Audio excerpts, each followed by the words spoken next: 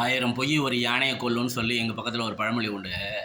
இந்த பொய்யால் அழிஞ்சவங்க இதில் வந்து லேட்டஸ்ட் வந்து சீமானோட பொய் தான் சீமான அரசியல்லேருந்து ஒழிச்சு கட்டிடுச்சு.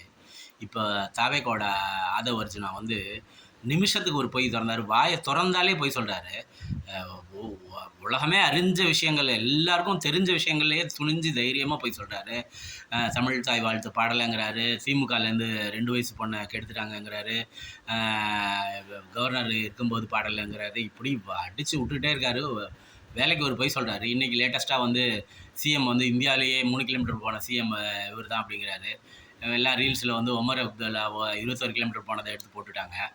அது மட்டும் இல்லாமல் தமிழ்நாட்டில் மிக புகழ்பெற்ற மாரத்தானோட மிகப்பெரிய சக்ஸஸ்ஃபுல் ரெக்கார்ட்லாம் பண்ணவர் நம்ம மா சுப்பிரமணியம்.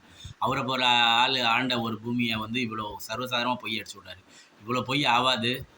இந்த பொய் உங்களை எந்த இடத்துக்கு கொண்டு போகும்னு தெரியாமல் பொய் சொல்லிட்டாலே